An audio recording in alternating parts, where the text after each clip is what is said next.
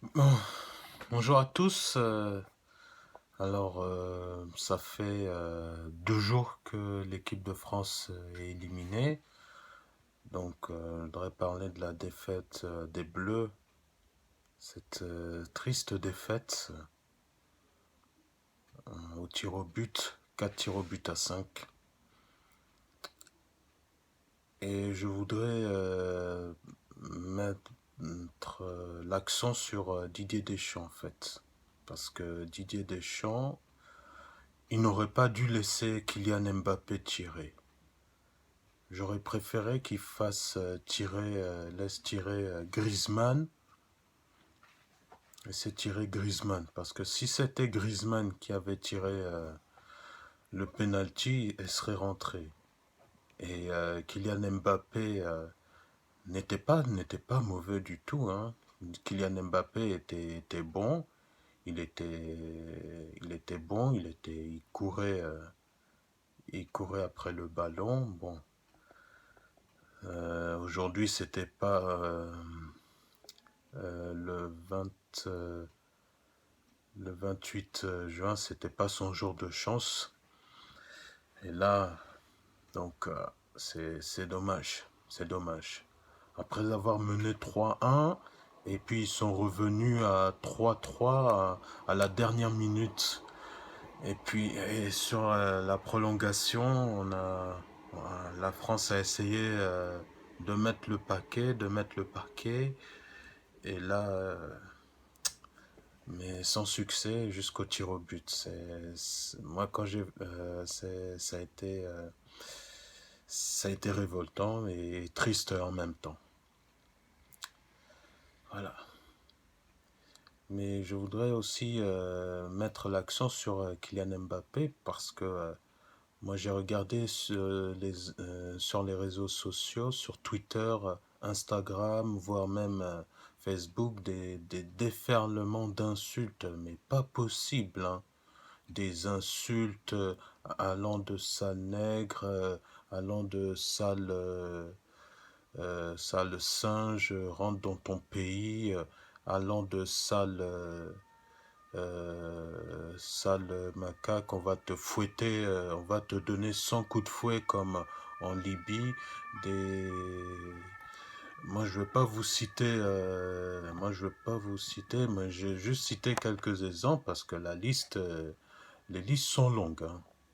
Les listes sont vraiment longues. Moi, j'étais vraiment choqué par cette insulte. Et le problème, c'est qu'ils oublient que c'est grâce à Kylian Mbappé qu'on a gagné la Coupe du Monde 2018. La Coupe du Monde 2018, il a marqué 4 buts. Il a terminé quand même, il a terminé meilleur buteur.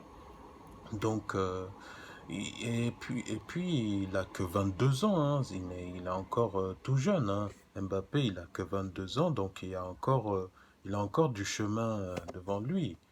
Il y a la Coupe du Monde 2022, la Coupe du Monde 2026 et puis 2030, donc il lui reste encore 3 Coupes du Monde à participer, et puis,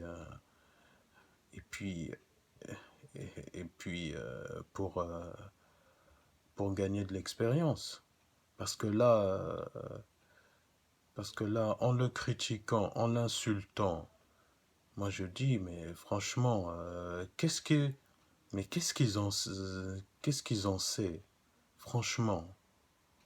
Et pire encore, la mère de Rabiot qui se permet de s'en prendre violemment aux parents de Pogba et puis aux parents de Pogba et de Mbappé. Je me suis dit, mais Madame Rabiot, il faut rester dans ton coin, hein.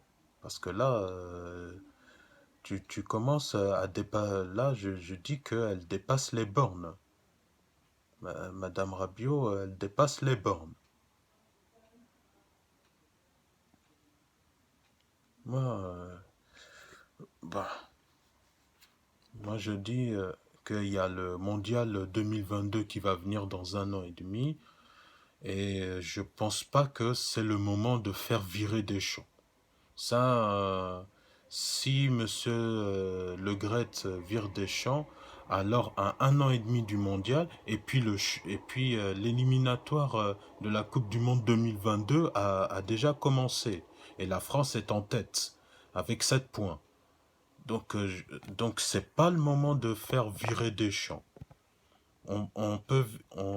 C'est après la Coupe du Monde 2022, là on pourra parler de changer d'entraîneur. Mais pas maintenant. Pas parce que à cause d'une mauvaise, euh, mauvaise palmarès en 2021 et qu'on va accuser Deschamps. Non, moi, Deschamps a fait ce qu'il a pu, et puis aussi c'est grâce à Deschamps, à la tactique Deschamps, que la France a gagné. C'est l'équipe, c'est l'équipe en fait, qui doit se remettre en question, et puis être plus fort pour le Mondial 2002. C'est comme ça en fait. On meurt, on gagne ensemble, on perd ensemble, on meurt ensemble. C'est ça l'esprit d'équipe. Et franchement, moi, la mère de Rabiot n'a rien à voir avec. Elle ne connaît même pas le foot, c'est sûr. Elle ne connaît même pas le foot.